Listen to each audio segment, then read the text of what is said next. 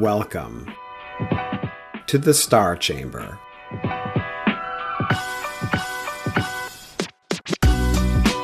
I'm Ryan Swayze, a retired Air Force Lieutenant Colonel and the founder and president of the Walk the Talk Foundation, a nonprofit that advocates for and advises currently serving and former military service members going through the arduous journey of administrative processes and investigations in our government. And I am Francescagraham, a retired Army Lieutenant Colonel and the Chief Operating Officer and Chief Advisor for the Walk the Talk Foundation. For all our returning guests, welcome back. And for our new listeners, thank you for tuning in. Before we begin this week's topic, please do not forget to hit that subscribe button, check out our Walk the Talk Foundation website, and hit that donate button if you think we're doing a good job. Also, check out our newsletter, the DoD Times Redacted, on all the socials, including LinkedIn, X, Instagram, and Facebook. Links in the description. All right, Star Chamber listeners, let's get started.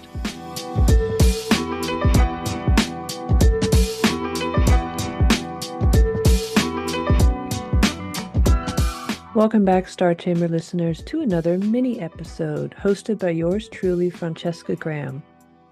Today I wanted to talk about the problem of command-appointed investigating officers who do not do their job well, and what you can do about it. The term that I like to use, or I would like to use, for command-appointed investigating officers not doing their job well is misfeasance. Just a quick definition, and this is from the Cornell Law School online. Misfeasance refers to the improper performance of a lawful act resulting in harm or injury to another person or entity. Misfeasance typically occurs when an individual or a public official undertakes a duty or responsibility but fails to carry it out with proper care, skill, or diligence.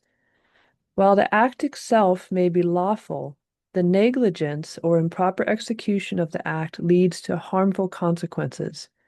For example, if a doctor prescribes the wrong medication to a patient, resulting in an adverse reaction or worsening of the patient's condition, the doctor's misfeasance can be grounds for a medical malpractice claim. In the case of a command-appointed investigating officer, misfeasance could be, and this is now back to Francesca talking, this is not Cornell Law School, misfeasance could be a command-appointed investigating officer who does not interview the people that, say, either the subject or the complainant asks the investigating officer to interview, because either subject or complainant of an investigation believes that these people were witnesses to the event and could prove one way or the other that the event occurred or the event did not occur. Another example could be that the IO, the command-appointed investigating officer, the IO, does not maintain adequate control of all of the paperwork and all of the documents associated with the investigation, and say shares those documents with someone who does not have a need to know and is not involved with that investigation. We have seen these things occur both in our own personal investigations as well as the clients that we support here at Walk the Talk Foundation. So the question then is, in this world, in the star chamber that is the administrative system of investigations, punishment, etc., quote unquote non-punishment, within the Department of Defense and the Coast Guard, what can the subject or the complainant do to say, hey, there's something wrong, this needs to be fixed? And what are the things that are going to prevent the subject or the complainant from making an argument, a successful argument, that something needs to be done about the investigation because the IO is guilty of misfeasance? First of all, the service regulations do state that a commander can reopen an investigation if there is cause to believe that the investigating officer did not do a proper job. I haven't actually seen the word misfeasance used inside the regulations, probably because the regulations are quote unquote administrative. instead of legal. And so they're not going to use that word. However, that's really what is happening. It is misfeasance. The commander, because it's a command-appointed investigating officer, that means it's the commander who started the investigating officer. Therefore, they are what's called the convening authority. So the convening authority can, according to service regulations, again, reopen an investigation. They can either appoint a new investigating officer. They can even be really silly and give the investigation back to the same investigation officer and say, hey, do a better job. Or they can do nothing. At a minimum, three options. What are some things that will make it difficult for the complainant or the subject to make the argument, successfully argue that the IO is guilty of misfeasance and petition that a new investigation is started, a new IO is appointed, whatever? Well, first of all, in this case, in this one specific case, I'm going to speak Army. And I'm going to assume, but I don't know, but I am going to speak Army.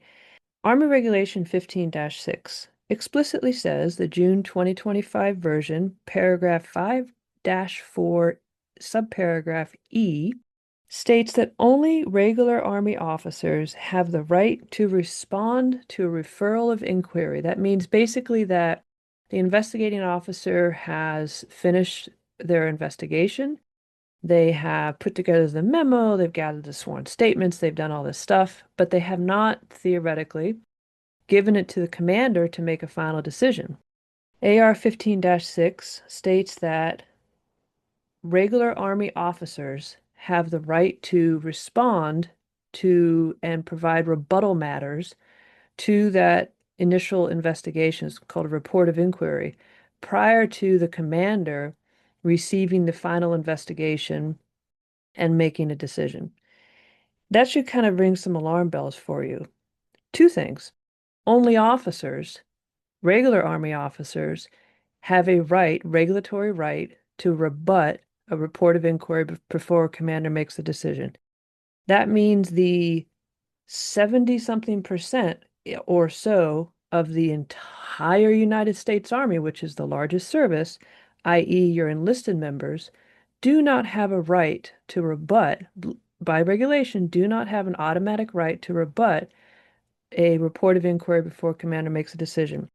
Nor do warrant officers, nor do every single officer that is commissioned through the ROTC program or the OCS program. Why do I say that?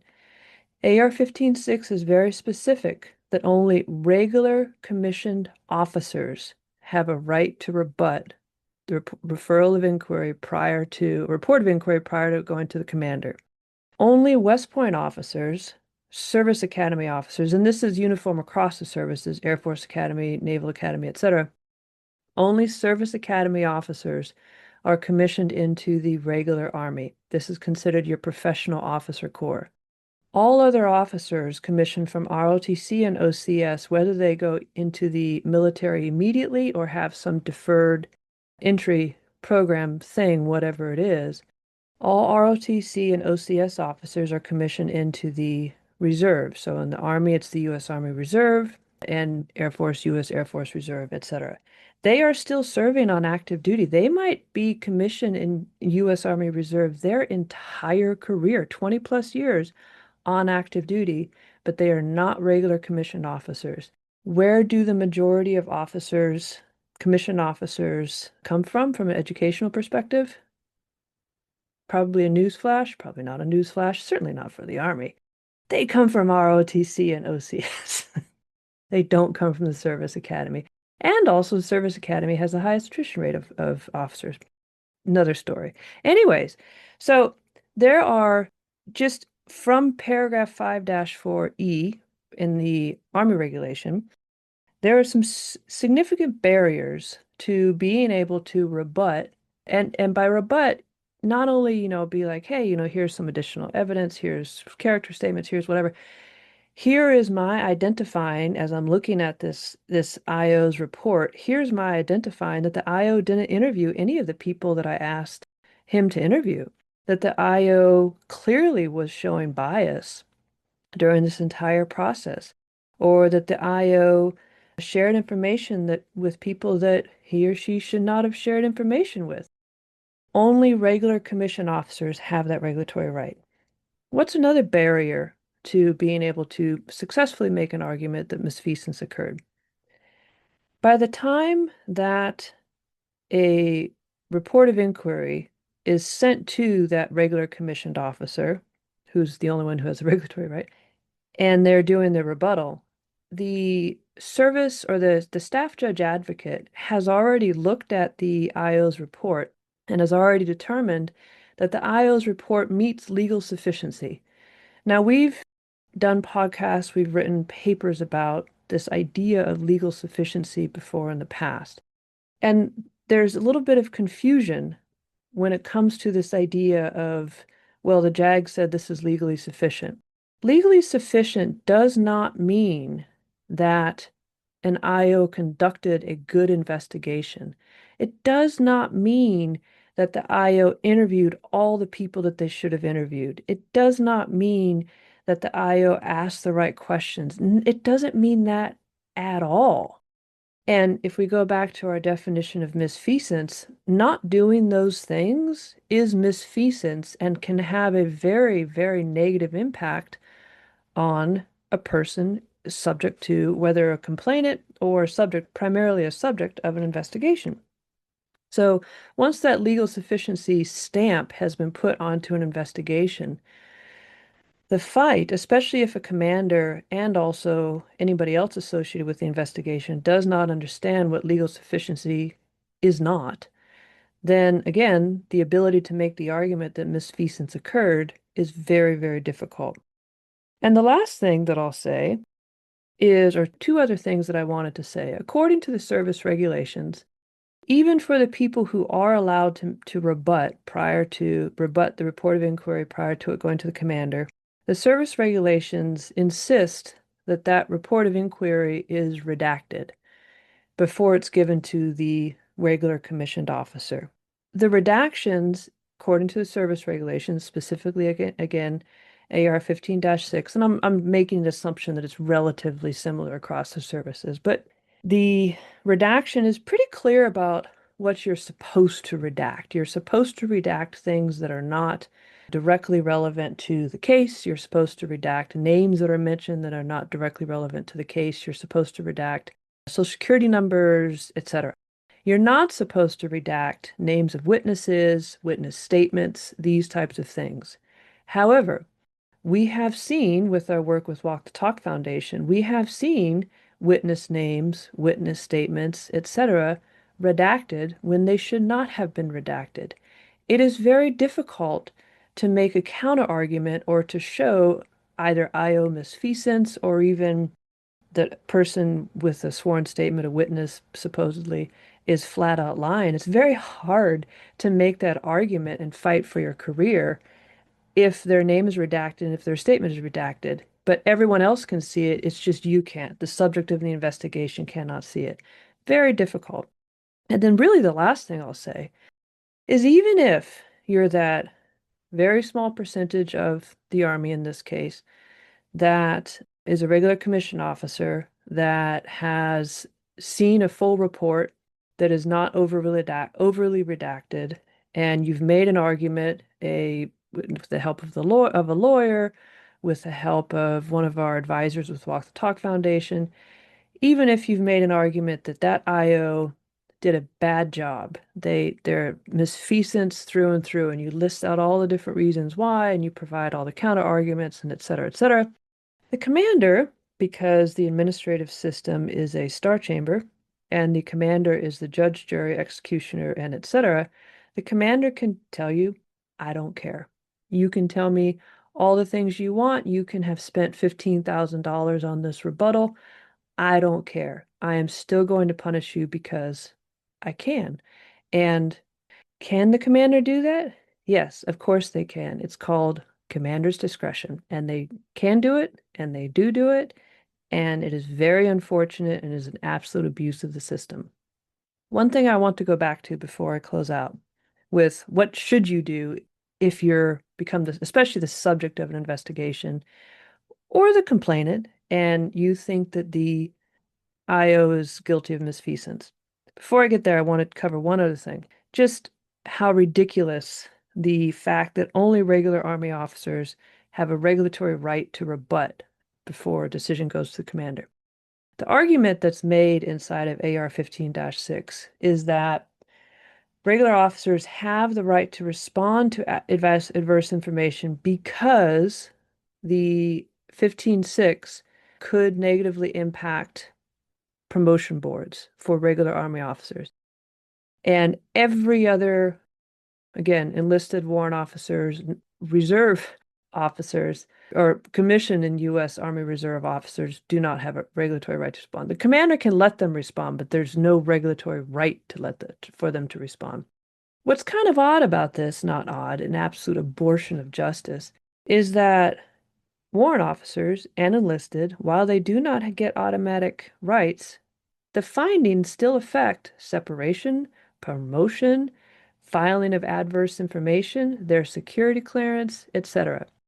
And the regulation assumes that the downstream systems, basically like a BCMR as an example, provides adequate safeguards to protect the enlisted member and the warrant officer and the non-regular commissioned officers, except that those same systems, the BCMR, the all of the other, IG processes, whatever, those exact same systems look back at that 15-6 record and say, oh, well, you were found guilty of this 15-6, therefore we're still going to kick you out, or we're going to give you this bad evaluation, or we're going to not promote you. So it's absolutely preposterous. Anyways, so what should you do? What are 3 things you need to do, especially if you become the subject of an investigation, and definitely even if you're a complainant? Number 1, do not wait.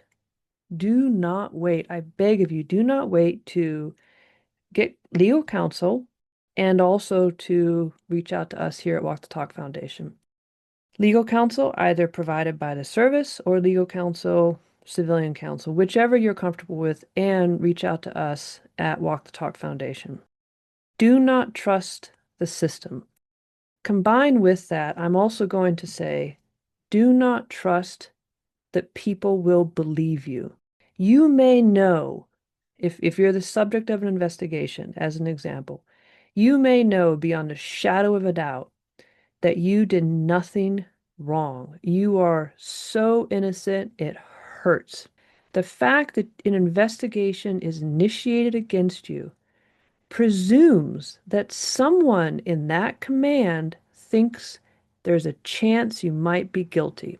So no matter what you say, no matter how awesome you are, no matter how many friends you have, no matter how much you know that you are so freaking innocent, the fact an investigation has started against you means that someone presumes you are guilty or you did something wrong.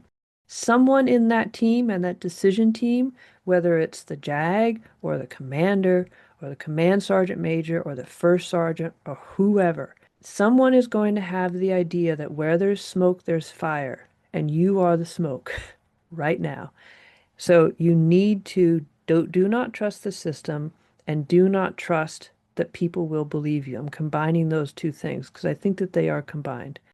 And the last thing is, do not think that you should wait to make a statement until after an investigation is finalized.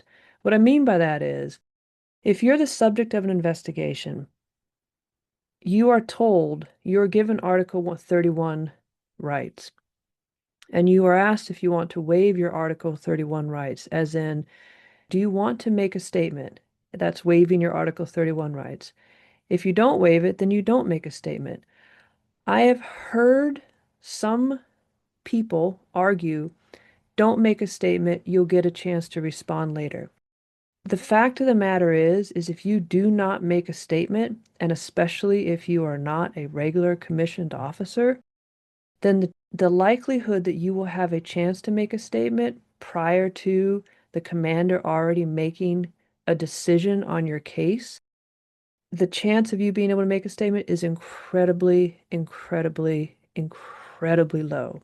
AR 15.6 additionally states, as an example to kind of reinforce what I just now said, AR 15.6 additionally states that a full response or a full rebuttal to an investigation, as in the investigation is over, the IO has finished, the IO has sent the investigation to the commander has made a decision. 15.6 says that a soldier does not have a right to review the 15.6 and to make any other comment on it if the outcome of that 15.6 are administrative actions that have other avenues of redress associated with them. And it specifically states that, as an example, that a commander can give a service member a negative performance evaluation based off of 15.6.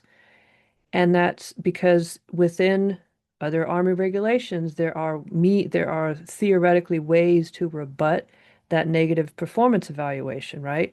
So because there's other ways to rebut that negative performance evaluation, you have no right to rebut that 15.6. So again, do not wait to make a statement, or do not think that you can make a statement later and that it will have any impact, or that you'll even be able to make a statement, period. Caveat to that, though, of course, huge caveat, do not make a statement unless if you have your lawyer in the room, not just any rando lawyer, your lawyer, whether that's your defense counsel from military, or whether that's your lawyer that you hire from the civilian population. I hope that helps. So I'll list the 3 things again. Do not wait to get a lawyer, and combined with that, do not wait to talk to Walk the Talk Foundation. We work together well, and we put up a pretty good fight for you. Do not trust the system, and combined with that, do not trust that people believe you. And the final thing is, do not wait to make a statement in the investigation. Caveat, do not make a statement until you have a lawyer present, and do not let anybody force you to make a statement until you have a lawyer present. I hope this has been helpful, and I hope everyone enjoys the rest of their week. Well, that's it for this week's topic. We really appreciate you tuning in. Don't forget to hit that subscribe button if you haven't already, and check out our foundation website at walkthetalkfoundation.org. And feel free to reach out and give us feedback. You can get a hold of us via Facebook, X, Instagram, LinkedIn, and our foundation's website. Details in the description section. Thanks for tuning in, and see you next episode.